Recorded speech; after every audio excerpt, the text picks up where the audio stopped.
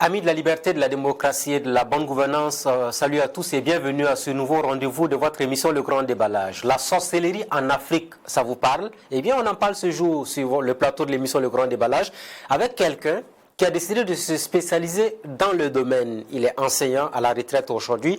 À 71 ans, il a choisi de parler d'un thème qui fait l'objet pratiquement de toutes les railleries sur le continent africain et particulièrement dans les pays où vous avez des pratiques religieuses qui sont ancrées dans les mémoires. Le professeur, ou envie de dire, l'enseignant Bali Nebié est avec nous. Bonsoir. Bonsoir, M. Ouedraogo. Bienvenue sur le plateau de l'émission Le Grand Déballage.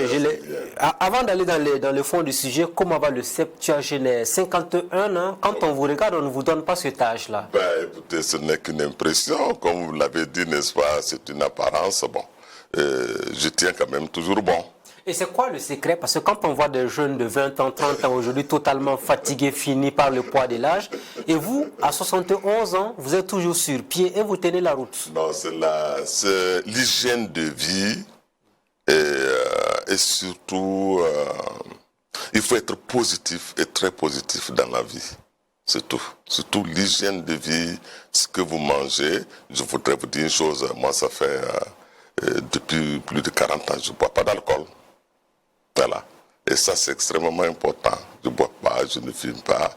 Et ça, parce que l'alcool, c'est pas pour faire l'alcool détruit franchement, n'est-ce pas, l'organisme. Et quand vous voyez des jeunes qui se rivalisent pratiquement, qui rivalisent d'ardeur, on le dirait ainsi, dans l'alcool, la cigarette et puis tout ce qui est nocif à la santé, est-ce que ça vous désole? Ah si, sérieusement, parce que je sais, je connais déjà les conséquences. Et bien souvent, si j'ai la possibilité, je leur dis, souvent je rencontre les jeunes avec la cigarette, je dis, voilà, tu es en train de payer un poison pour te faire du mal, et c'est vraiment dommage. Si je leur conseille toujours, laissez tomber. Bali Nebié, enseignant donc de sciences de la vie et de la terre, depuis 1979, après la maîtrise à Poitiers en France, vous êtes revenu au Burkina Faso. Alors, l'enseignant d'avant et celui d'aujourd'hui, qu'est-ce qui fait la différence entre vous? Écoutez, moi, d'abord, je suis allé dans l'enseignement par vocation. J'aime ce métier parce qu'à notre époque, après le baccalauréat, nous avions quand même pas mal de possibilités parce que les bourses, on en avait à profusion. Donc c'est une option. Les jeunes aujourd'hui, pour la plupart, vont dans l'enseignement juste parce qu'ils recherchent, n'est-ce pas, du boulot. Ils se disent, je vais y aller en attendant de trouver mieux. Alors que moi, j'y suis allé parce que j'aimais bien, n'est-ce pas, transmettre des connaissances. Transmettre les connaissances, transmettre le savoir. En 79, quand vous avez eu votre maîtrise à Poitiers, est-ce qu'on vous a fait des propositions pour ne pas revenir au Burkina? Oui, mais à l'époque, je me rappelle quand on avait terminé avec la maîtrise, une proposition a été venue à la faculté des sciences où on recherchait des coopérants, ceux qui avaient la maîtrise, qu'ils soient d'origine africaine ou ailleurs, mais on disait ils pouvaient partir, n'est-ce pas, au Gabon comme coopérants français. Naturellement, moi j'ai rejeté ça d'un tour de main pour dire il n'était pas question. Malgré les offres oui, mais les offres étaient, si, quand même, hein, c'était dans des... Mais ça veut dire ceux qui partaient, c'était comme des coopérants français avec tous les avantages que cela comportait. Bon, j'avoue que moi, à l'école, moi, ça ne m'avait pas du tout. 79, vous êtes revenu au Burkina, vous avez commencé les cours. Oui. Et votre premier poste d'affectation, c'est la ville de Dori, vous l'avez dit. Et quel était le salaire des jeunes enseignants qui venaient d'arriver? Les jeunes enseignants, j'avais 70 000 francs. Avec ma maîtrise, 70 000 francs par mois, en net. Mais ça faisait beaucoup d'argent à cette époque. Si, avec ça, je payais le loyer. En fait, ça, en tout cas, pas que ça suffisait, n'est-ce pas, pour mes besoins, le minimum, en tout cas, y était. Est-ce que quand on vous a affecté à Dori dans le Sahel, vous avez dit que c'est une sanction? Pas du tout, mais dans une certaine mesure quand même. Parce que à l'époque, on appelait ça le second degré. Celui qui était le fonctionnaire, qui était très bon, paix à son âme, il ne vit plus. Alors quand je suis arrivé, il a dit, mais voilà un de Poitiers. Alors c'est vous, les purs et durs de l'UGF, eh bien tu iras à Dori intégrer les masses. J'ai ri. C'est ce qu'on vous a dit? C'est ce qu'il m'a dit. On a voulu vous se débarrasser déjà de vous quand vous êtes revenu au Burkina. Vous avez mené des luttes, vous avez été un militant syndical. Non, mais il faut se dire que Poitiers était reconnu quand même comme étant le patient, n'est-ce pas, de l'IGF. Et donc, il me dit, bon, tu iras intégrer les masses, puisque c'est ce que je lui ai dit, mais je dis, même si c'est à Gorom, à Marco, l'essentiel, et que ce soit, n'est-ce pas, dans les limites du Burkina, il faut se dire que mentalement, j'étais préparé à cela. Pour moi, quel que soit, n'est-ce pas, le lieu, j'étais prêt à aller assumer, n'est-ce pas, mes fonctions et participer à l'éducation des enfants de mon pays. De Dori, vous avez eu à faire le tour du Burkina également. C'est qui il y a un autre, 2 ans après, il y a un de mes anciens camarades qui est venu de Poitiers, et on a dit aussi, il se trouve que lui ici, il enseigne, n'est-ce pas, les sciences naturelles. On dit, écoute, toi aussi tu iras à Dori pour intégrer les masses. Et comme moi, j'étais 2 professeurs de sciences quand même dans un établissement qui comptait à peine 4 classes. Bon, on a dit, toi, tu vas à Bobo. Je me rappelle quand on m'a appelé au second degré pour dire, mais on va t'affecter à Bobo. J'avais trouvé ça déjà suspect. Je me rappelle que c'était le regretté Touré Adama. Et Semiari dit non, Nebié, ce n'est pas pour ça. Madame Touré. Oui, il était au second degré. Il m'a dit non, Nebié, ce n'est pas conditionné par l'adhésion à une partie. C'est le parti africain de l'indépendance. Voilà, tout à fait. Non. Vraiment, je voudrais, n'est-ce pas, juste t'affecter à Bobo parce qu'il y a un besoin. En réalité, en dessous, il y a un autre, n'est-ce pas, que l'on envoyé pour me remplacer. C'est par la suite que je suis ça. Il semble que sur la décision, son nom était apparu, il devrait aller à Bobo. On a dit non, tu pars plutôt à Dori et moi, je vais à Bobo. Dori, Bobo Dioulasso. Bobo Dioulasso. C'était quelle autre étape? Oui, après, quand je suis arrivé à Bobo, ça a coïncidé quelques années plus tard avec l'avènement de la révolution. On nous traitait, n'est-ce pas, d'anarcho-syndicalistes. Il y a eu une situation au sein de l'établissement. Et on m'a dit, mon type, tu repars à Dori. Je leur ai dit, je le fais avec plaisir. Et là, c'était en compagnie de mon ami. On était tous, n'est-ce pas, dans le même syndicat. Et c'était quel syndicat à l'époque? Pardon? C'était quel syndicat? Non, c'était le Sinter. Le Sinter. Voilà, à l'époque. Bon, je pourrais vous dire, le camarade avec lequel j'ai été renvoyé, c'est Nakanabo Sagado, qui est actuellement au Renlac. Oui. Voilà. Nous sommes de grands amis, également de grands camarades. On a dit, vous deux, vous repartez là. C'était un peu... Et par la suite, il semble qu'ils ont regretté parce que nos camarades qui étaient à Ouaga, on ne les avait pas affectés et ils avaient été suspendus. Et ceux de Bobo ont dit, mais ils auraient dû, n'est-ce pas, suspendre ces gens plutôt que de les envoyer à... Est-ce que vous étiez un obstacle finalement à la bonne marche de la révolution? Écoutez, nous, on apportait des critiques. Il y a des choses... Dans la clandestinité. Dans la clandestinité. Non, pas dans la clandestinité. Au niveau des organisations syndicales, au niveau du syndicat à l'occurrence, on critiquait. On disait que, à un certain moment même, il y a le front syndical qui a été formé. On faisait partie donc de ces structures. Et on n'était pas d'accord avec certaines pratiques.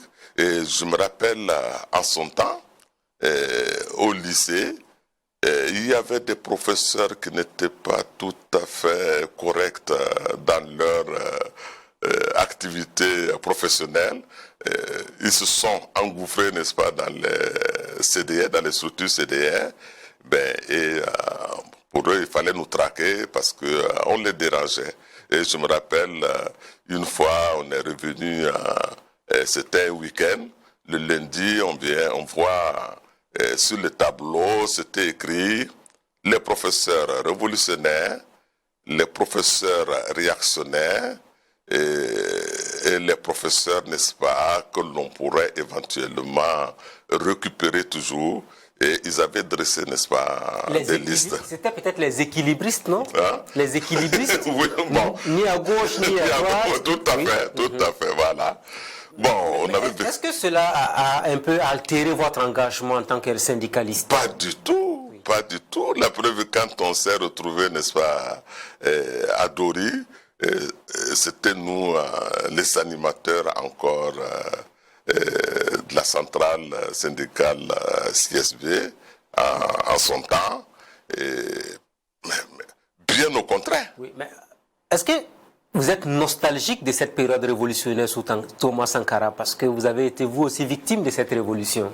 Oui, si je suis nostalgique, écoutez, non, je ne suis pas nostalgique de cette époque. Non. Vous savez, moi j'admirais Thomas Sankara en tant qu'individu qui était animé, n'est-ce pas, certainement de bonne volonté. Mais bon, j'ai l'impression qu'il n'avait pas suffisamment, en tout cas, tout le nécessaire théorique pour assumer ce qu'il avait comme projet. C'est ce que je pense. Est-ce qu'on peut lutter contre les syndicats? Est-ce qu'on peut taire les syndicats pour toujours au Burkina, selon vous? Je ne pense pas. Et je ne crois même pas que un régime ait intérêt à faire taire les syndicats. Il faut quand même être, si vous voulez diriger et vous voulez quelque chose de bon, acceptez quand même que l'on puisse vous dire « Ah, ça ne va pas là ». Même si ça vous fait mal, vous devrez vous rendre compte que c'est une vérité et vous pouvez rectifier le tir. Pour moi, aujourd'hui, les organisations syndicales, depuis que notre pays a acquis son indépendance, comme on le dit, les travailleurs, les organisations des travailleurs ont toujours joué un rôle extrêmement important et qui est encouragé. Je vous pose une question liée à l'actualité. Le 1er mai 2024, on a vu que les syndicats n'ont pas eu le droit de marcher à Ouagadougou pour remettre la plateforme revendicative. Est-ce que vous pensez que c'est une erreur de la part de la transition au Burkina? Bon, vous savez, nous sommes dans une situation particulière. On dit la situation, nous sommes en guerre, ce qui est une réalité. Mais le fait d'aller donner un cahier de doléances, je ne sais pas en quoi ça puisse déranger les autorités. Pour moi, non. C'est comme si on voulait dénier même le 1er mai. Il y a eu le meeting. Les responsables syndicaux veulent aller remettre un cahier de doléances. En quoi cela peut déranger le fonctionnement, n'est-ce pas, de notre pays? Je suis désolé pour ça, mais moi je pense que ce n'était vraiment pas nécessaire, pas du tout. C'est pas parce que je suis un syndicaliste, non, je le pense honnêtement. Est-ce qu'on peut devenir ancien syndicaliste? J'ai l'impression que quand on est syndicaliste, c'est pour toujours, c'est ta vie, à moins qu'on fasse marche arrière. C'est un problème d'option, c'est un problème ici. Quoi que l'on dise, moi j'ai mes options politiques, hein, même si je n'appartiens pas à un parti politique. Et si je vois qu'une organisation a des activités, a des options qui correspondent, n'est-ce pas, à mes points de vue, d'un point de vue politique, moi je les soutiens. Est-ce que les syndicats peuvent constituer une menace pour un régime? Parce qu'on a vu que depuis 1966, les syndicats ont toujours joué des rôles soit dans la chute d'un régime, en tout cas dans la contestation, ils ont toujours été présents. Oui. Est-ce que la question c'est... Est-ce que les syndicats peuvent constituer un danger pour un pouvoir au Burkina? Bon, Henri, je ne pense pas que ça puisse jouer le rôle, n'est-ce pas, d'une structure dangereuse. Mais je pense même que, et comme je le disais tantôt, les syndicats sont indispensables à la bonne marche. Il faut une force pour équilibrer, n'est-ce pas, celle du pouvoir. Et les syndicats participent à cela. Mais ils ne recherchent pas le pouvoir politique. Les syndicats, non. Ils sont là, ce sont les revendications. Bien sûr, ça prend un aspect politique, mais l'objectif n'est pas de conquérir le pouvoir parce qu'ils n'ont pas de structure. On dit toujours que ce sont des organisations de masse et restent comme telles des organisations de masse, les syndicats. Avant d'ouvrir le gros chapitre consacré à la sorcellerie, parce que je pense que ça fait partie de l'objectif de cette émission, je veux vous entendre sur un élément. Les jeunes enseignants qui sortent aujourd'hui, pour la plupart ne veulent pas aller en milieu rural, ça négocie pour rester tout le temps dans les grandes villes. Est-ce que vous trouvez que la mentalité doit évoluer dans ce sens-là? Ah ben, je prends mon exemple. À travers mes parcours sur le plan professionnel, j'ai acquis énormément d'expérience. Je me suis retrouvé à Dori en 79 jusqu'en 81. Ensuite, à Bobo-Dioulasso. De Bobo-Dioulasso, on m'a renvoyé, n'est-ce pas, à Dori. Mais ça m'a fait énormément d'expérience. J'ai rencontré, donc vous voyez un peu l'avantage que j'ai. Quand je vais dans la région de Dori, mais je connais pratiquement tous les jeunes aujourd'hui qui sont en activité, tous, je les connais. À Bobo, j'en ai connu, à Ouaga également. Ça, pour un enseignant, je pense que c'est même indispensable. Je me rappelle, quand des gens disaient, il est fini avec la maîtrise, il se retrouve avec les classes de 6e, je leur dis, il faut commencer par ces classes. Et ça m'a beaucoup apporté dans mon expérience professionnelle. L'enseignant d'avant était très respecté que celui d'aujourd'hui. Comment changer cette perception qu'on a de l'enseignant d'aujourd'hui?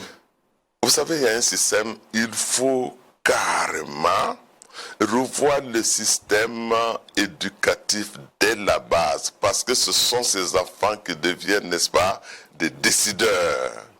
Il faut déjà, comme on le dit, n'est-ce pas, les programmer, les formater pour qu'ils acquièrent un certain nombre de valeurs. Qu'ils comprennent que le système éducatif, c'est la base de tout. Si vous ratez le système éducatif, ne soyez pas étonnés, n'est-ce pas, de ce qui va se passer, n'est-ce pas, par la suite. Les parents ou l'école, finalement, qui doit éduquer l'enfant? Parce qu'on a l'impression que dans le monde d'aujourd'hui, tout le monde pense que ce sont les enseignants qui doivent faire le travail des parents. Non. Je voulais, je l'enseigne même dans le centre, par rapport à la personnalité, à la construction. L'éducation de l'enfant commence dès le premier jour de sa naissance. Et donc c'est son environnement immédiat qui va déterminer le comportement, les attitudes, les croyances, les préjugés de l'enfant. Et si vous voulez, tous les systèmes, il y a d'abord donc les parents qui vont programmer, n'est-ce pas, le subconscient de l'enfant. Ensuite, il y a l'école. Ensuite, il y a, attention, la rue, il y a les médias. Essentiellement, ce sont les programmeurs du subconscient de l'enfant. Et on ne peut pas rejeter, mais ce qui est fondamental dans nos systèmes éducatifs officiels, c'est que vous avez des gens qui ont été formés pour ça. Ce sont des spécialistes. Ils ont un programme officiel qui a des finalités par rapport à ce que le politique vise par rapport à l'éducation. L'enseignant va jouer un rôle fondamental. Parce que, écoutez, ce que nous observons dans le comportement, n'est-ce pas, des enfants, c'est le résultat de ce que nous avons fait. de cet enfant. Et c'est pourquoi le système éducatif est fondamental pour une nation. C'est vraiment fondamental. Si on se rend compte qu'aujourd'hui, on dit les jeunes ils sont indisciplinés, les jeunes, mais c'est le produit de l'éducation que nous leur avons donné. Vous allez dans certains pays, et quand vous voyez le comportement, n'est-ce pas, déjà, c'est le résultat de tout un processus, et surtout le processus éducatif qu'on a inculqué, n'est-ce pas, ces enfants. Comment discipliner finalement la jeunesse burkinabé? Tout le monde chante la patrie ou la mort, nous vaincrons, mais dans les faits, on sent que c'est totalement diamétralement opposé dans le comportement de tous les jeunes. Revenons au système éducatif. C'est le fond de tout, je vous dis. Parce que ce n'est pas le système éducatif. Je vous ai cité, n'est-ce pas, les programmeurs, n'est-ce pas, du subconscient. C'est par ce système que vous allez modeler l'individu, n'est-ce pas, de demain. Les jésuites, vous savez, ce sont des intellectuels catholiques. Ben, ils avaient, depuis près de 4 siècles, ils avaient dit, ben, écoutez, donnez-moi un nourrisson. Au bout de 7 ans, je ferai de lui l'homme que vous souhaitez avoir. C'est l'environnement que va déterminer. Avant, dans l'école, on fouettait les enfants avec les fouets et autres, mais ça n'existe pratiquement plus. L'éducation a beaucoup changé. Est-ce qu'il faut être plus rigoureux? Il y a des enseignants aujourd'hui qui laissent les enfants rentrer en classe même s'ils ont commencé les cours. Est-ce que tout cela constitue aujourd'hui des problèmes du système éducatif? Ce sont des problèmes. C'est pourquoi il faut un programme spécial. Vous étiez cet enseignant qui n'acceptait pas que l'enfant rentre après lui. Oui, ben effectivement, oui, c'était le cas. Ah oui, mes élèves vous le diront toujours. Oui. Ah non, et même avec mes élèves, je disais souvent, n'est-ce pas, le règlement intérieur autorise de laisser passer des élèves, de laisser entrer des élèves 10 minutes après. Au début de l'année, je disais à mes élèves, c'est ce point de règlement intérieur-là. Sur moi, je ne marche pas. Je dis, le cours commence à 7 heures. Nous commencerons le cours à 7 heures. Et j'avoue que j'avais construit même ma personnalité par rapport à ça. Et mes élèves vous le diront. Voilà qui est bien dit. Ouvrons à présent le gros chapitre consacré à la tradition, aux coutumes, à la sorcellerie. Tout à fait. Alors, la sorcellerie en Afrique, quand on en parle, ça donne des sueurs froides. Tout à fait. Pourquoi vous avez décidé de vous intéresser à cette question-là? Je voudrais vous dire une chose. Je suis né au village, j'ai grandi au village et je me suis intéressé à la vie du village. J'ai eu la chance d'avoir été encadré, franchement, par un vieux, paix à son âme, qui était reconnu comme étant un érudit, n'est-ce pas, dans la connaissance de nos traditions. Lébié Bali, vous n'avez pas de nom à consonance chrétienne ou musulmane? Chez les Nouna, tous nos prénoms dérivent de divinités. Nous avons 4 grandes divinités. Il y a le Tia, il y a Ali, vous avez Gao, vous avez le Sioux, ainsi de suite. Donc quand un enfant naît, on va en consultation sur le devin qui vous dit non, l'enfant est un don de telle divinité. Et on associe, si c'est un homme, on débat, si c'est une femme, on va associer quand. Donc vous avez peut-être entendu déjà Batian, Katian, ça veut dire qu'ils viennent de la divinité terre. Et moi j'ai toujours gardé, n'est-ce pas, mon prénom à Bali. Sinon j'ai été baptisé, j'ai fait le collège Saint-Joseph Moukassa, j'ai été baptisé, j'ai un prénom chrétien. Bon, et j'avoue que vous savez, je me suis retrouvé, nous n'avons pas connu ça. Notre village a toujours gardé cette tradition ancestrale. Il y a des initiations pour les jeunes, pour devenir homme. Tout à fait. Vous êtes passé par toutes ces étapes? Ceux de ma classe d'âge, oui. Ah oui, et moi, je me suis beaucoup intéressé à ça. Et donc, quand on a voulu me donner le nom chrétien, j'étais quand même, le prénom chrétien, j'étais réticent. Je dis, mais moi j'ai un prénom déjà, c'est Bali, je sais ce que ça veut dire, je sais à quoi ça correspond. Bon, pourquoi me donner? Ah, on dit, ben, si tu ne veux pas ça, ben, mon cher, tu ne seras pas baptisé. Hein. Ben, finalement, je l'ai accepté. Mais ça ne ressort pas dans vos papiers officiels. Hein. Non, vous avez accepté, c'est une acceptation de circonstance. Hein? Oui, mais c'est tout à fait. Je n'ai jamais mentionné ça dans mes papiers. Donc, vous avez été baptisé sans croire en la religion catholique. Mais écoutez, nous avons vécu, nous, on a été formatés par rapport... La question, elle est simple. Vous avez été baptisé, vous avez pris le nom parce qu'il fallait le faire, mais on a l'impression que dans votre fort intérieur, vous ne croyez même pas. Pour tout vous dire, même déjà à cet âge, j'étais en classe de 4e, je me disais déjà qu'il y avait quelque chose qui clochait. Pourquoi on veut changer mon prénom? Je n'étais pas d'accord. Voilà. Donc votre baptême n'était pas sincère? Eh bien, vous pouvez qualifier ça comme vous voulez, mais c'est la situation. Et l'initiation pour les jeunes chez vous, c'était quoi la pratique? Est-ce que ça vous permettait de devenir un homme dans la société? Ah ben tout à fait. Et je prends par exemple l'initiation au culte des masques. Ah, quand vous y allez, d'abord, vous faites une grande découverte. Vous allez là où, dans le buisson où on prépare, n'est-ce pas, les masques, vous découvrez, c'est la première fois que vous découvrez ce que c'est qu'un masque. Sinon, en tant que profane, on va vous dire les masques viennent de la brousse, les masques c'est ceci, c'est cela. Et c'est à ce moment que vous commencez à voir. Et on vous apprend déjà une chose. Une fois que vous vous retrouvez dans ce milieu, on ne pose jamais de questions. Vous observez, un point c'est tout.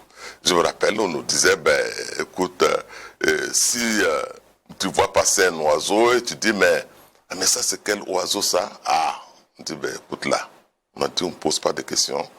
Tous ceux de votre classe d'âge, vous allez attraper l'oiseau et vous l'amener au camp.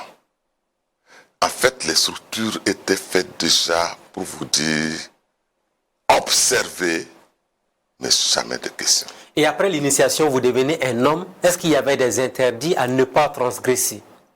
Des interdits par rapport à... Mais écoutez là, celui qui, par exemple, est initié au culte des masques, il y en a beaucoup. D'abord, vous apprenez, c'est en ce moment, vous apprenez à danser, mais ça c'est déjà quelque chose, vous ne pouvez pas vous lever comme ça pour dire, n'est-ce pas, vous allez porter un masque pour danser. Il y a tout, si vous voulez, n'est-ce pas, des rites autour de ça. Voilà. Il y en a qui parlaient de circoncision en son temps pour les garçons. Est-ce que c'était le cas à votre époque aussi? Bon, en fait, à notre époque, ça avait beaucoup évolué quand même, la circoncision. C'était automatique, en fait. C'était devenu automatique déjà à notre temps. Mais avant, oui. Revenons donc sur la sorcellerie. Je me pose la question, pourquoi vous êtes intéressé à la sorcellerie? Je me suis intéressé à la sorcellerie, effectivement. Je vous ai dit, j'ai vécu au village. C'est quand je suis venu ici à Ouaga, j'ai appris qu'il y avait un centre où on gardait, bon pas que l'on gardait, où on accueillait, n'est-ce pas, des femmes qu'on accusait de mangeuses d'âmes. J'avoue que le centre d'Elouendé de Tanguay. Tout à fait. Mais qui a déménagé aujourd'hui et qui n'est plus au même endroit. Voilà, exactement. Oui. Mais j'avoue que ça m'a secoué parce que je ne pouvais pas m'imaginer. Vous savez, dans notre éducation, on ne pouvait pas admettre que l'on fasse du mal à une vieille personne. Parce que nos traditions interdisaient ça. Nos traditions ont toujours protégé la veuve et l'orphelin. Et quand on me dit, je suis allé voir le centre, et je dis, moi j'ai une expérience de ce qui se passe, n'est-ce pas, au niveau du village. Quand même, la sorcellerie, ce n'est pas quelque chose d'extraordinaire. Mais quand vous êtes allé dans le centre, vous n'avez pas eu peur? Parce que la plupart des gens qui allaient, on leur dit, il faut faire attention, parce que ce sont des femmes accusées de sorcellerie qui ont été répudiées pratiquement. Oui. Pas du tout, mais je vous dis que je suis né au village, j'ai grandi, j'avais un homme de connaissance. Et je vous ai dit, n'est-ce pas, il y a un vieux, un érudit qui m'a formé. Mais pour moi, j'étais plutôt, n'est-ce pas, abasourdi de voir qu'on puisse inquiéter, n'est-ce pas, des personnes âgées pour si peu de choses. La sorcellerie, est-ce que c'est un mensonge? Est-ce que ça n'existe pas? Je vais vous dire une chose. Dans nos communautés, il y a les initiés, il y a les profanes. quand vous prenez un concept, le concept des initiés n'a rien à voir avec celui des profanes. Je prends par exemple le cas de la sorcellerie, mais pour le profane, le sorcier, c'est la personne qui est inclinée à faire du mal, qui voit la nuit, qui voit les âmes, qui peut les capturer, les manger. C'est aussi la personne qui peut se transformer en tourbillon, en un animal, etc. Mais c'est une vision du profane. Et qui diffuse cette diffusion? Ce sont les initiés. Les initiés ont une autre conception du sorcier qui n'a rien à voir avec ce que tout le monde connaît. Est-ce que la sorcellerie ne permet pas d'envoyer le tourbillon, la foudre contre quelqu'un? C'est faux. C'est faux. Vous êtes catégorique là-dessus? Je suis catégorique là-dessus. Je vous ai dit, les gens, il y a des sociétés, secrètes, ce sont les confréries. Et je vous apprends que ces confréries existaient partout en Afrique noire. Et le rôle de ces confréries, c'était d'instaurer l'ordre, la discipline, la justice et donc la paix au sein de la communauté. Ce sont ces confréries qui diffusaient cette information, n'est-ce pas, du sorcier. C'est pour faire peur. En fait, faire peur d'abord. Ce sont les profanes. Peur, pour faire peur aux enfants.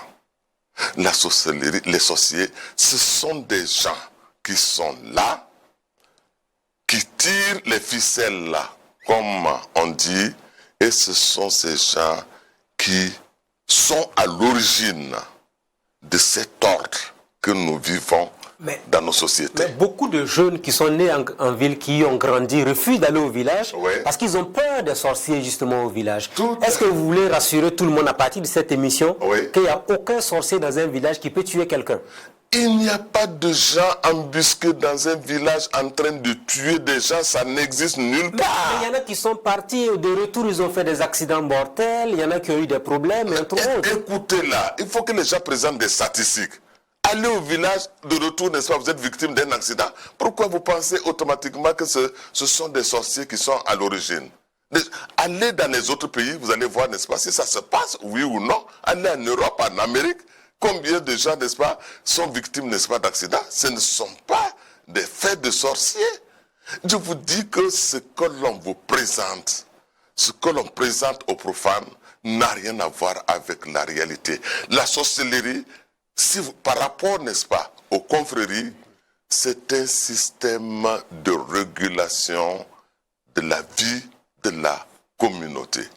Les procès que vous observez, que l'on présente, ces procès en réalité sont organisés par les confréries. Et leur but, c'est de débarrasser la communauté un peu des gens qui veulent remettre en cause l'ordre.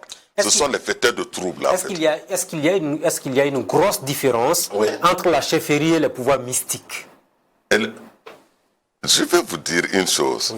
Les confréries dont je vous parle, elles faisaient en sorte que les pouvoirs, ceux qui dirigent, ne puissent pas avoir la même mise sur ces confréries-là. Ces confréries avaient des membres qui se retrouvaient, n'est-ce pas, dans les structures décisionnelles de chaque communauté. Mais ils faisaient en sorte... Des fois, le chef même est au courant qu'il y a une structure au-dessus. Il sait qu'il y a des actes, quand il les pose, il va mourir. Mais la mort, là, c'est occasionné par les membres, n'est-ce pas, des confréries. Donc, eux-mêmes, les confréries leur échappaient. Et en fait, c'était pour éviter, n'est-ce pas, qu'il y ait des problèmes de corruption. Mais c'est mieux qu'on se comprenne dans l'émission. Allons-y. Qu'est-ce que vous appelez confrérie? Parce que vous en parlez à n'en pas finir. Oui, les confréries sont des organisations secrètes au sein de nos communautés. Est-ce que ces confréries ont des pouvoirs mystiques? Des pouvoirs? Non. Je vais vous dire une chose. On les forme et ils acquièrent des connaissances scientifiques. Et ce sont ces gens, à un certain moment, ils apprennent que les légendes qu'on leur raconte au sujet de la sorcellerie, ils se rendent compte que ça n'a rien à voir avec la réalité. C'est au sein de ces confréries qu'ils apprennent, grâce à l'expérience des anciens, ils connaissent la nature, ils connaissent la société, comment elle fonctionne. Ils cherchent à décrire, à comprendre les phénomènes que nous appelons des mystères. Ils les connaissent et ils gardent les connaissances à leur niveau. Je vous donne un exemple de connaissances qu'ils acquièrent. Ces gens avaient la possibilité de vous dire, n'est-ce pas, il va pleuvoir, n'est-ce pas, il va pleuvoir dans 3 jours, 4 jours. Et avec précision, ils partaient des connaissances connues. Mais là, c'est un pouvoir tout de même qu'ils ont. Oui, bien sûr. Prédire la pluie. Oui. Quand même, ce n'est pas donné à tout le monde de le faire. Si vous Est-ce que ça ne nous renvoie pas à la réalité que ces confréries avaient des pouvoirs ou ont des pouvoirs mystiques? C'est ce que l'on a. Vous savez, quand vous parlez, n'est-ce pas, de pouvoir mystique, mais c'est écoutez là, je disais tantôt, vous prenez, moi, j'ai fait de la chimie, si vous n'avez pas fait de chimie, si je prends un verre, un tube à essai contenant, n'est-ce pas, de la soude, et l'autre contenant, par exemple, de l'acide chlorhydrique, si je les mélange, on aura du sel. En s'évaporant, l'eau, en s'évaporant, va laisser des... Vous allez dire que j'ai un pouvoir. Le pouvoir, c'est par rapport au niveau des connaissances scientifiques des peuples. Et c'est pourquoi nous sommes là toujours, ça c'est un mystère, c'est même un mystère de l'Afrique, non. Si vous lisez, même vous allez voir que ailleurs, ces mystères, on a découvert, n'est-ce pas, l'explication. Et ce n'est plus un mystère tant que vous connaissez l'explication. Maintenant, revenons, n'est-ce pas, aux membres des confréries. Ils ont des connaissances et ils ressonnent de façon rationnelle. Dès qu'un problème, n'est-ce pas, se présente, ils veulent avoir l'explication rationnelle. Et parmi eux, les vieux, surtout, ont des connaissances de ce que nous appelons aujourd'hui les lois naturelles. C'est pas de la superstition, ça. C'est pas de la superstition, voilà qui est bien dit. Ouais. On parle du monde mystérieux des sorciers. Ouais. Quand vous entendez sorcellerie, il faut renier la personne. Parce que vous, aujourd'hui, vous vous intéressez à la sorcellerie. Mais peut-être que certains de vos voisins vont dire, ce monsieur-là, il ne faut pas le fréquenter parce qu'il est un danger pour la société. Mais tout à fait, moi je le sais. C'est ce que des gens pensent. Et même à un autre niveau, n'est-ce pas, les gens ont dit, mais ce type-là, il parle de sorcellerie, il n'a rien, en réalité, c'est un grand sorcier. Ça, je le sais. Mais c'est loin d'être là. C'est un système. Et une fois que vous maîtrisez le système, vous n'avez même pas à craindre quoi que ce soit. La sorcellerie, est-ce que ce n'est pas finalement le mimétisme qui s'est tellement ancré dans nos cultures qu'on veut tout abandonner? Non. Il faut d'abord que les gens... Aujourd'hui, il y a des informations, n'est-ce pas, que je donne, parce que des gens utilisent nos traditions pour traumatiser les populations, les escroquer. C'est pourquoi j'ai dit aux gens, je ne suis pas d'accord. Traumatiser et escroquer. En français facile, ça veut dire quoi? Quels sont les exemples que vous avez sous la main? Traumatiser, on chasse des gens des villages. Ensuite, on organise des séances où on va prendre, n'est-ce pas, des chèvres, des poulets, n'est-ce pas, chez les paysans. On vient juste utiliser 2 ou 3 poulets, et les autres, on les vend. Et les gens se partagent ça entre eux. Surtout le fait, n'est-ce pas, de bannir des gens, ça, c'est inadmissible. Mais dans certaines communautés, quand quelqu'un décède, on essaie de chercher le coupable de la mort. Et c'est à partir de là, généralement, que certains sont rejetés de leur village. Donc, vous n'y croyez pas du tout? Je ne crois pas à quoi? Je vais vous expliquer le système. Les confréries, je vous le répète, ont pour but d'instaurer l'ordre, la discipline et la justice.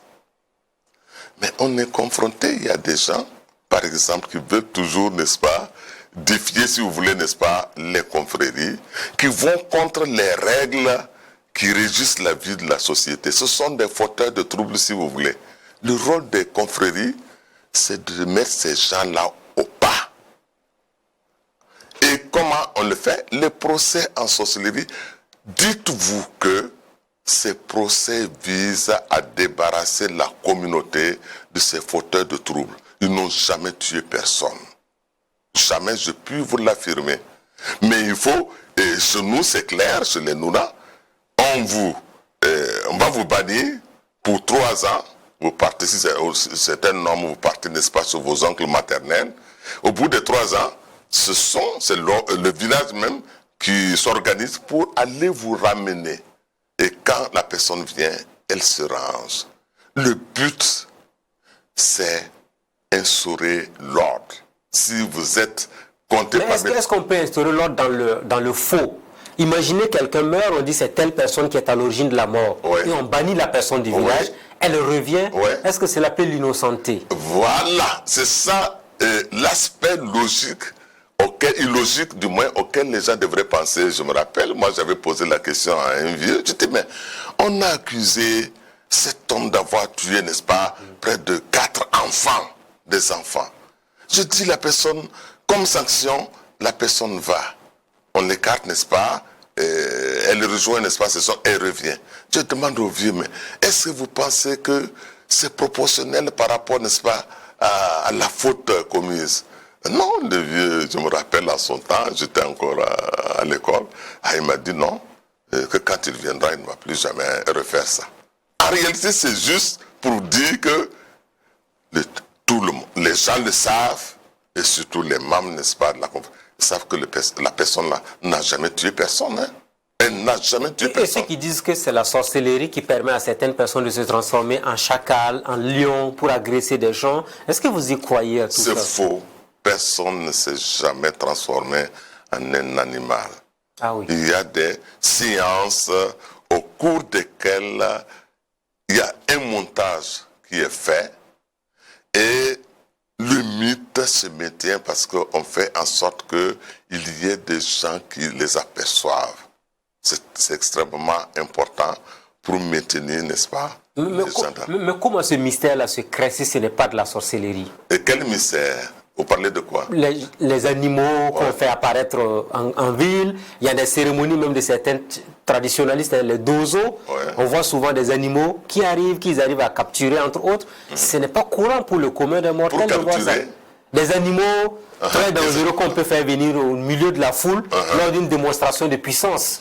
Et quand vous êtes là-bas, qu'est-ce que vous vous dites? Est-ce que c'est de la magie? Bon, malheureusement, je n'ai jamais eu la chance, n'est-ce pas, d'avoir assisté, n'est-ce pas, à une telle démonstration. Vous savez, pendant que j'étais professeur, les élèves souvent me disaient, ah monsieur, il y a telle cérémonie, je leur dis, est-ce que tu étais témoin? Ah là, il commence à sourire. On m'a dit.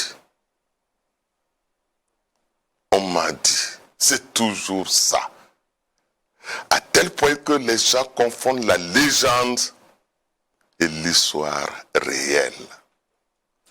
Il est question de coutumes et traditions au Burkina Faso. Oui.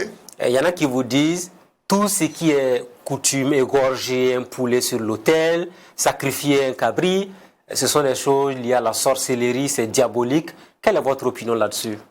Mais écoutez, c'est notre manière ici d'adorer nos dieux. Nos dieux, il y en a combien? Non, il y a les divinités, mais il y a Dieu. Notre manière d'adorer Dieu, mais par l'intermédiaire, n'est-ce pas, des divinités que nous faisons. Parce que nous, on ne s'adresse pas directement, n'est-ce pas, à Dieu. Est-ce que vous égorgez actuellement un poulet sur un hôtel chez vous à la maison? Quand je vais au village, je trouve qu'il y a une cérémonie où on se réunit, n'est-ce pas, pour un sacrifice. Je suis là assis et j'assiste à ça. Alors que vous avez été baptisé? Ça n'a aucun rapport, c'est ma culture. Et je respecte ma culture. Donc revenons sur les sacrifices et tous les préjugés qu'il y a autour. Oui. On trouve que c'est diabolique, c'est satanique pour certains. Mais bien sûr. Oui. Non, c'est un dénigrement de notre culture. Et les colons, que ce soit les colons arabes, les colons européens, ils sont venus, la première des choses, c'était de détruire notre culture. Et qu'est-ce qu'ils font, n'est-ce pas? On commence à présenter nos pratiques. On dit non, ça c'est de la sorcellerie, ça c'est des fétiches. Alors que ils savent très bien qu'il y a une différence entre nos divinités et les fétiches.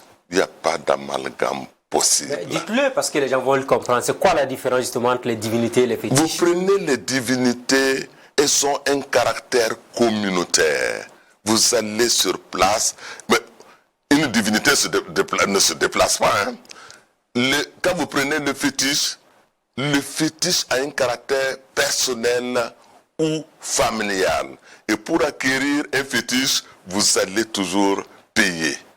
Par rapport, alors que la divinité, non. Elle est sur place, il y a son hôtel qui est là, on ne l'achète pas. La divinité, sa gestion est confiée à un lignage, à une famille, mais c'est pour la communauté. Et quand vous partez, n'est-ce pas, sur une divinité pour faire des sacrifices, tout ce que vous énoncez, c'est par rapport à la santé, à la fécondité, la réussite des projets. Mais vous ne pouvez pas aller sur une divinité et dire « Ah non, non, non, moi je veux que l'on fasse du mal, n'est-ce pas, à quelqu'un. » Jamais, ça ne se fait jamais. Est-ce qu'on peut mentir sur une divinité? C'est-à-dire? Quelqu'un va faire prendre un engagement et il fait le contraire après. Quand vous dites, bon, non, non, je ne comprends pas tout à fait la question. Prendre un engagement, c'est-à-dire... Vous avez dit quand on va vers une divinité, voilà, c'est pour la réussite, voilà, le succès. Tout à fait. Mais quelqu'un peut aller dire, je m'engage, par exemple, je prends l'exemple d'un homme politique. C'est ça. Il va voir la divinité pour dire, je veux devenir président et je m'engage à ne pas voler, à ne pas tuer, à ne pas modifier la constitution. Et il ment, après il fait le contraire de ce qu'il a pris au niveau de la divinité comme engagement. Est-ce que ça peut rattraper la personne? Non, déjà, ce n'est pas un engagement qu'il prend. Il va pour solliciter, n'est-ce pas, la réussite. Oui, est-ce que cette réussite-là, si elle est teintée de mensonge, après peut rattraper? Si elle est teintée de mensonge, déjà, ça ne marchera pas. Oui, parce qu'il faut la pureté du cœur quand vous partez, n'est-ce pas, pour solliciter. Si déjà vous partez avec des intentions malsaines, ça ne marche. Et c'est une des raisons pour lesquelles on vous dit souvent, quand vous allez, n'est-ce pas, sur la divinité, vous faites, on égorge par exemple un poulet.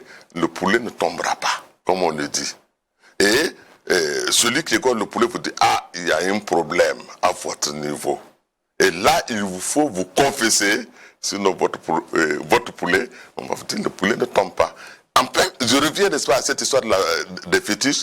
Par contre, vous savez, les fétiches, ce sont un peu... Bon, ce sont des choses que les gens utilisent, n'est-ce pas, pour avoir... Bon, si vous voulez, les féticheurs, entre nous, c'est pas, je n'ai rien contre eux, mais ce sont des hommes d'affaires. Il y a une situation, moi, je fabrique mon fétiche et je dis, ça permet, n'est-ce pas, de résoudre... Les fétiches ont des spécialités selon ceux qui les fabriquent. Des fétiches pour la gente féminine. Si vous avez ça, alors là, facilement, vous avez le succès auprès des femmes. Il y a des fétiches pour récolte abondante. Des fétiches, des gens vont vous dire même il y a des fétiches pour éliminer des ennemis. Ce sont des fétiches, ça appartient, n'est-ce pas, à des individus. Donc vous n'y croyez pas? Croire en quoi? En ces fétiches-là. Le fétiche n'a de pouvoir que le pouvoir que moi je lui accorde. Ça veut dire que... Vous voulez dire clairement, ceux qui nous regardent sur Burkina Info, il ne faut plus aller voir des féticheurs pour chercher à avoir du succès, à avoir peut-être un homme, avoir un enfant ou avoir éventuellement une promotion comme certains le font? Non, pas du tout. Je vous ai dit, le fétiche, la force du fétiche réside dans votre tête. Si vous avez cette conviction que ce fétiche va résoudre vos problèmes, il va effectivement résoudre le problème. C'est pourquoi, il y a un exemple que je donne toujours, c'est l'effet placebo. Il suffit de pouvoir programmer votre subconscient pour dire, moi, celui-là, il va me faire réussir à mon examen. Une fois que le subconscient est programmé, votre comportement sera tel que vous allez évoluer vers le succès. Ce n'est pas la force. Quand vous déposez un fétiche là, vous vous éloignez de ça, il n'a aucune force. Et c'est même la raison pour laquelle quand les colons sont venus ici, on avait des féticheurs. Pourquoi nos fétiches n'ont pas eu d'effet sur eux? Parce qu'ils ne croyaient pas. Croire, ça veut dire c'est fondamental pour que ça marche. Ah, je suis sûr que beaucoup de féticheurs qui vous écoutent ne seront pas d'accord avec vous. Mais bon, écoutez, c'est une opinion, n'est-ce pas, que je donne, mais ce qui est sûr, vous marchez dans la rue, vous voyez, n'est-ce pas, si vous ne savez même pas que c'était fétiche, ça n'a pas de force objective, si vous voulez. C'est toujours subjectif. Donc, du coup, tous ceux qui disent le monsieur est allé voir un fétiche et puis on m'a jeté un sort, c'est pas vrai. C'est un autre aspect que vous abordez là. Oui. C'est ce que l'on appelle des suggestions au subconscient de quelqu'un. Si vous êtes convaincu que moi, j'ai le pouvoir de vous faire du mal en vous lançant des sorts, ça veut dire que votre subconscient a enregistré ça comme un programme. Et si je vous jette des sorts, l'organisme va s'auto-détruire. C'est ce qui se passe. Écoutez là, on va vous dire, il y a des sorciers, ils sont capables de vous jeter, n'est-ce pas, des sorts. La première condition pour que ça marche, il faut que vous soyez informé de ça. Deuxièmement, il faut que vous soyez convaincu que le gars peut vous jeter des sorts qui vont entraîner votre mort. Sinon, ça n'aura aucun effet sur vous. Voilà qui est clair, hein. L'émission va très vite avec vous. Ah oui, ben... Je veux qu'on aborde les romans que vous avez eu à écrire. Il y a d'abord Le Crépuscule des Ténèbres. Oui. Il y a aussi cette œuvre-là que vous avez écrite. J'ai envie de dire, c'est un essai. C'est très important. La sorcellerie, un géant tigre de papier. Oui. Voilà. Pourquoi vous avez toujours voulu écrire? Est-ce que l'objectif, c'est de sensibiliser sur l'importance de la sorcellerie dans la société africaine? Tout à fait. C'est même 3 ouvrages. Oui, il y a Le Roi du Djadjo, Crépuscule des Ténèbres et la sorcellerie, un géant tigre de papier. Et dans le Roi du Djadjo, c'est clair que vous dites, vous confirmez certaines hypothèses à travers le récit rocambolesque de l'initiation d'un néophyte au sein de la redoutable société secrète de sorciers appelée Confrérie des Hommes Lions. C'est bien cela. Tout à fait. Et là, c'est la description, parce que le premier roman que j'ai écrit, c'était à l'intention, n'est-ce pas, de mes élèves, c'était pour montrer aux gens les souterrains des accusations portées contre les pauvres femmes. Pour montrer, c'est de la fiction, ça n'a jamais été exact. Ces femmes n'ont jamais fait de mal à qui que ce soit. Et c'est à travers les débats avec mes élèves, ils m'ont dit, monsieur, mais un sorcier, qu'est-ce que c'est? Encore à partir de mon expérience, des connaissances que j'ai, je leur ai montré un cas d'initiation d'un néophyte au sein de la société, de la confrérie des hommes lions. Bon, rapidement, quand vous prenez, n'est-ce pas, le troisième, là c'était nécessaire. Vous savez, les 2 autres, mon objectif c'était d'inviter les intellectuels au débat. Parce qu'on ne peut pas se taire. Parce qu'il y a des vieilles femmes qui sont là, qui ont l'âge de nos mamans et qui sont là, que l'on maltraite. Je ne suis pas d'accord. Je dis, discutons de cela pour qu'il y ait des solutions. Les gens disent, ah non, c'est tout ce que tu dis là, ce sont des fictions. Et c'est là que j'ai sorti l'essai littéraire pour donner mes opinions, pour partager. Même avec ça, les gens n'ont pas encore réagi pour que on discute, mais je suis content aujourd'hui, n'est-ce pas, qu'on en parle. Et aussi, il y a cette œuvre-là qui est très importante, c'était récemment en 2022 déjà, à la découverte des potentialités cachées en nous. Oui. Est-ce à dire clairement que chaque homme détient par devers lui des potentialités qu'il ignore? Mais tout à fait. Vous savez, j'étais parti d'un fait. J'ai constaté que presque tous les Africains croyaient à la sorcellerie telle que les gens la présentait. Je dis, mais pourquoi tout le monde? Et c'est à travers mes recherches que je me suis rendu compte que on avait été formaté par les confréries. Et ça, c'est extrêmement important. Revenons sur les potentialités. Oui, mais c'est bien ça. Oui. On en vient à ça. Oui. Ça veut dire que vous pouvez amener une personne à avoir une certaine personnalité, à avoir des croyances à travers ça. Effectivement, nous avons énormément de potentialités que nous n'exploitons pas. Notre subconscient joue un rôle important. Si on agit sur notre subconscient, vous ne pouvez pas vous imaginer ce que nous pouvons réaliser. Malheureusement, les gens ignorent cet aspect et c'est ça qui nous amène, n'est-ce pas, dans des situations malheureuses. C'est ce que je vous ai dit dans le système éducatif. Il faut agir sur le subconscient des enfants dès leur naissance, avec tous ces programmeurs, n'est-ce pas, du subconscient qui l'entourent. Vous allez faire de cet enfant un homme, un citoyen honnête. Nous sommes en 2023, décembre 2023. Vous avez créé un centre de sensibilisation et de formation sur la construction de la personnalité. Jusque-là, ça va. De l'homme, mais aussi sur la sorcellerie. Et vous avez créé ce centre-là sans mettre d'une église. Est-ce que ça ne ressemblait pas un peu à de la provocation? Non, pas du tout. Mais en réalité, j'explique, par rapport à la sorcellerie, j'explique aux jeunes comment ça fonctionne en réalité. Parce que les jeunes sont terrorisés par la sorcellerie. Quand on en parle, comme vous l'avez dit, il y a des gens qui ne partent jamais, qui ne veulent pas aller au village. Je leur dis, je leur explique comment ça fonctionne. Écoutez-là, si vous connaissez, c'est comme si vous aviez, n'est-ce pas, un ennemi devant vous, et vous connaissez son arme, l'arme, n'est-ce pas, qu'il va utiliser pour vous combattre, ça vous facilite énormément de choses. Ce qui est toujours dangereux, c'est de avoir un ennemi, vous ne savez pas quelle arme il a. Et c'est cette situation dans laquelle se trouvent les jeunes. Je vais leur montrer, si vous voulez, les armes de ceux qu'ils appellent des sorciers. La sorcellerie, ce n'est pas ce qu'on pense. Je pense qu'on est pratiquement à la fin de cette émission. Tout à fait. Je vais vous demander un dernier mot. Quel est le conseil que vous avez à la jeunesse par rapport à la sorcellerie et le pouvoir personnel que chacun a par devers lui, qu'il peut mettre en avant pour se réaliser dans la société? Je voudrais inviter les jeunes à lire. Vous savez, aujourd'hui, nous avons cette possibilité d'apprendre beaucoup de choses, même à travers, n'est-ce pas, Internet.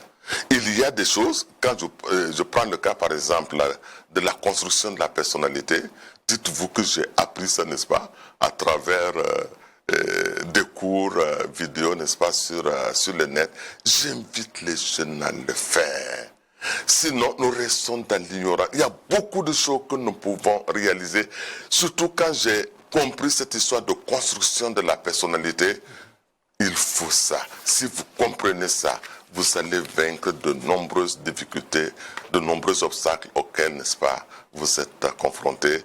Et mon rôle en tant qu'éducateur, et grand-papa. Bien sûr, c'est de vraiment partager mon expérience avec les jeunes et je le fais vraiment avec beaucoup de plaisir. Monsieur Bali Nebie, merci à vous. Merci d'avoir accepté notre invitation. Permettez-moi de remercier Burkina Info, tous vos collaborateurs, pour l'occasion, n'est-ce pas, qui m'a été offerte d'échanger avec vos téléspectateurs.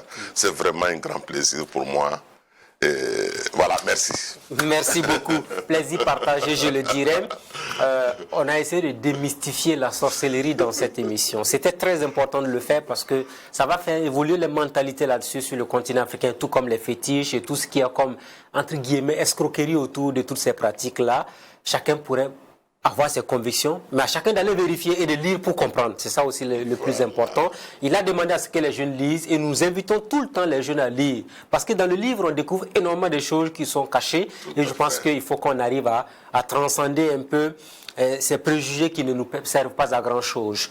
Amis de la liberté, de la démocratie et de la bonne gouvernance, ainsi prend fin le rendez-vous de ce jour avec M. Bali Nebie, qui a un centre sur la sensibilisation et sur la sorcellerie. Allez-y faire un tour, ça peut vous aider. Rendez-vous la semaine prochaine avec un nouvel invité. Bonsoir chez vous.